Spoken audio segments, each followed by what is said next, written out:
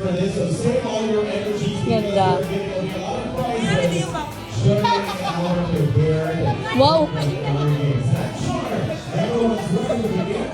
And without further ado, ladies and gentlemen, allow me to officially introduce myself as your host for listening to our 73.9. I just have to sit back, relax, and Sino yan? to enjoy this beautiful program. And today, we shine the spotlight Wow. on a young woman whose journey has captured hearts and inspired dreams. From her effort into the where we first saw her authenticity, strength, Tagal ah. Ang haba ng info. Asan ang bula? and she is not just a star, but a rising force in the industry. Her PTV journey 5 minutes. was more than just a start on reality TV. It was the start of something bigger. We witnessed her growth, her vulnerability, Wow. her determination. Wow. May determination. Oh, sige. Kala ko the heart of volleyball. PBU.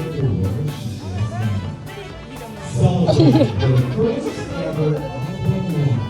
Wow. Stepping confidently into the world of music Wow. with her unique sound and soul. And it doesn't stop there. May papasok sa likod. Uy, ikaw pala yun. Sige! Proving that she's not just a one-hit wonder, but a true multi-talented artist in the making. Wow, And multi-talented. what would this journey be without the people who have been with her every step of the way? Parang AI yun ah.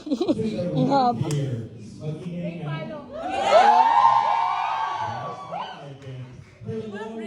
passionate and ever-supportive country. Today marks your first anniversary. You stood by your way through her highs and lows. And Ouch! Basag. let this event be a reminder that dreams, when pursued with heart, courage, and authenticity, can become reality. Join me and welcome Ayan na, join na. we are celebrating today the ever shining, ever rising. Let's Oh!